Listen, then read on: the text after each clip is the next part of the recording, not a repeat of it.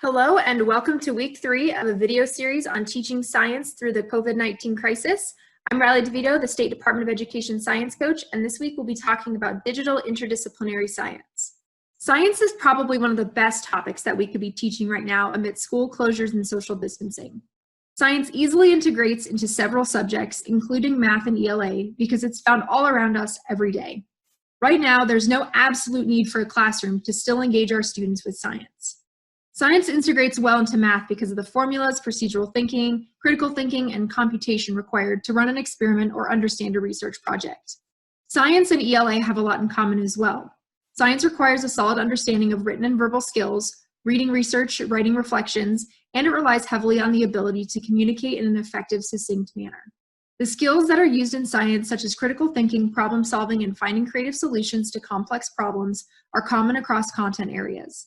These skills aren't just for science or math or ELA, but are important for our students' success as they move on in their education and careers.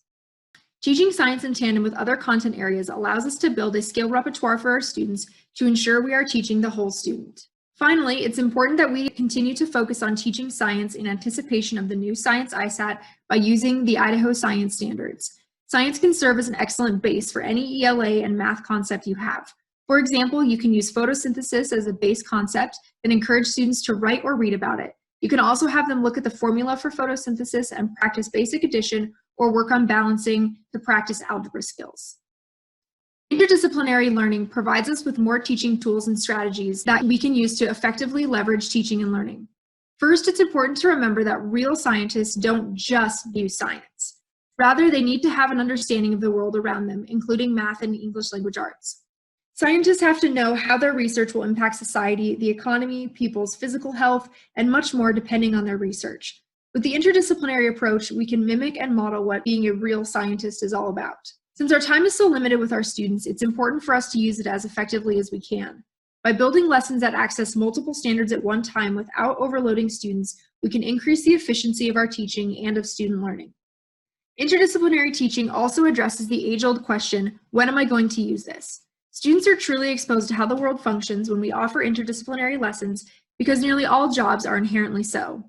Take teaching, for example. Regardless of the grade you teach, you likely do math and ELA every day. You also need to have an understanding of social studies so that you can best serve your culturally diverse students. Our students want to know that the lessons that we're teaching will serve them in the future, and when we integrate as many content areas into one lesson, it teaches students that their future careers are not siloed into just one content area. This is going to increase engagement and enthusiasm for their work. Before we get started on the resources for today, I want to touch on Crosscutting Concepts, or CCCs. These are found in both the Idaho State Science Standards and NGSS. The concepts are universal skills that students should have as they move through their education. They are K-12 and they cross into different content areas. They mesh well with the idea of interdisciplinary teaching because they cut through different content areas and embed themselves in standards across the board. There are 7 cross-cutting concepts that are used in the Idaho State Science Standards: cause and effect, structure and function, systems and system models, scale, proportion and quantity, stability and change, energy and matter, and finally, patterns. I want to use this last CCC, patterns, to drive home the point about this being a K-12 and interdisciplinary aspect. Here are 4 standards, one from kindergarten about plants and animals, one from 5th grade about Earth's revolution around the sun, one from middle school about atmospheric and oceanic currents, and finally, one from high school on the periodic table. You can see that regardless of the grade level, the concept of patterns is present. It's also not limited to one subject area within science. It's found in life science, physical science, and earth science. To further illustrate the interdisciplinary nature of these cross-cutting concepts, here is a 5th grade set of standards that shows patterns occurring with ELA, a science standard, and math standard. While these standards would not likely be used together, this gives you an idea about how teaching students to recognize, use, and create patterns can benefit them in multiple subject areas. I've included this picture of someone baking cookies because I think it really illustrates the idea that cross-cutting concepts are universal skills. Measuring flour, cracking eggs, preheating the oven, kneading dough, and frosting are all important processes involved in making cookies. However, they can also be transferred to making anything else in the kitchen. Skills like cause and effect, scale, proportion, and patterns are important for understanding science, but they can also be taught and practiced in other content areas. Today, I'll be exploring 3 different cross-cutting concepts and lessons and resources that you may use in conjunction with them. If you'd like me to talk about the remaining cross-cutting concepts, comment on the video and let me know. I'll be focusing on cause and effect, stability and change, and patterns. So let's jump into it. I have 2 activities regarding cause and effect. The first activity is a phenomenon exploration. Students can investigate an assigned phenomenon or a phenomenon of their choosing and discuss its cause and effect with an online community. If you want to know more about online communities, please watch the Week 2 video on creating effective online communities. One way that you may choose to implement this lesson is by going to phenomenonforngss.com.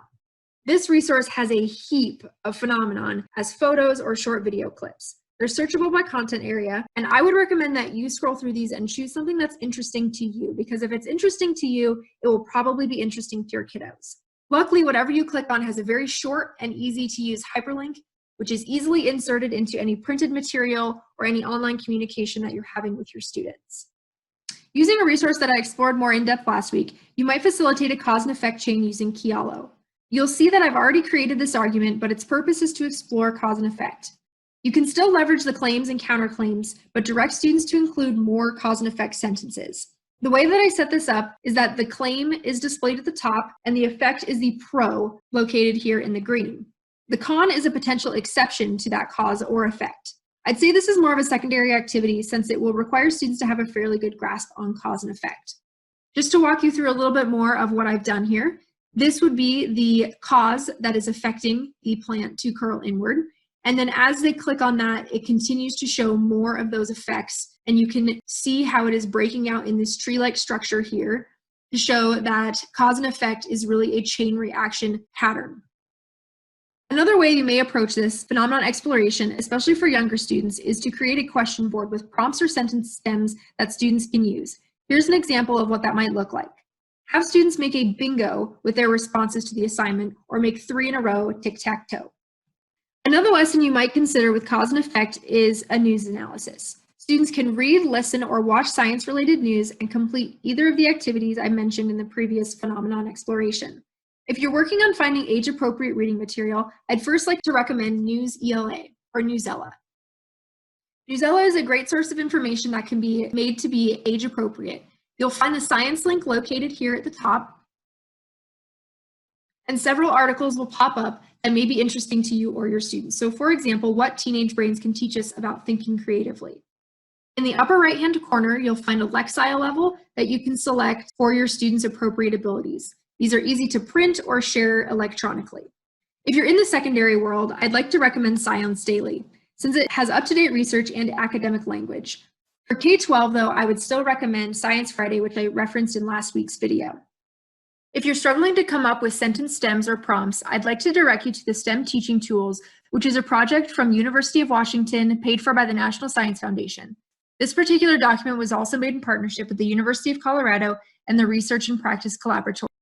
This document was made for assessing and teaching the cross-cutting concepts. It's laid out by cross-cutting concept and by task.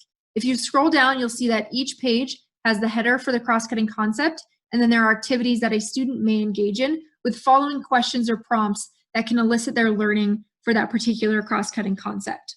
If we scroll down, you'll find the cause and effect questions, and this is exactly where I pulled those questions from the bingo board from. I would highly recommend not only exploring this document, but also other STEM teaching tool resources because all of them are fantastic. Let's move on to activities for stability and change.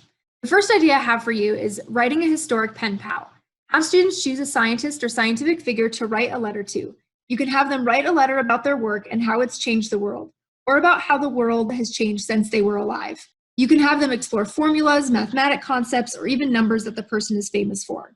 If you want to pizzazz this lesson up a little bit, you can actually have the students write each other or write you with postage and delivering those letters. That way you can get replies and you can continue to build your community even though you aren't in the building. Another activity is for students to take on the role of a world traveler. They can choose a location and write a fictional trip they might make. They can include cost calculations for the trip, talk about distances using different units, discuss language differences, customs, famous politicians or scientists, and different flora and fauna that might be found there. To access the CCC, you can have students explore how the location has changed over time or due to human impact. The final activity for stability and change is students analyzing a piece of architecture or art. They can explore and write about its structure, chemical makeup, size, weight, or other mathematical aspects of it. If you want the students to build or recreate this, that also addresses the CCC scale and proportion. This activity can address stability and change because students can talk about the structural changes over time, such as the Statue of Liberty turning green or the Leaning Tower of Pisa continuing to lean. Patterns is probably my favorite cross-cutting concept because it's used so often and it's valuable in all of my personal interests. The first activity you might consider doing is an outdoor field study. This is like the science logs mentioned in week 1, but it's more active and intentional. Students can collect data and graph it, such as the types of bugs they find underneath rocks or the types of trees they spot on a walk. They can write about those specific things, or they can read poems that are related to what they're looking at. They can also write a short story about their investigation. Students can also do an exploration into extreme weather somewhere on the planet, whether it be hurricanes, scorching hot deserts, or Tornado Alley. They can analyze how it affects the region's society, economy, and environment. Students could record themselves giving this information as a presentation, journal it, or include it in one of the online communities that you've created. If your students' families are looking for ways to include science teaching at home, all the resources I've mentioned today are a great way to facilitate that. In particular, I think the phenomenon-related activities encourage family participation and offer great conversation starters. Next week's video will be all about science with the family, so we'll have more ideas for you then. If you need any additional support or would like to brainstorm, please reach out. You can email me at devito.idahosciencecoach@gmail.com. I'm happy to video conference or chat with you over the phone during the social distancing. All of the links used in the presentation are posted in the YouTube video description and on this final screen. Thank you for all that you're doing for Idaho students. This presentation was brought to you by the State Department of Education.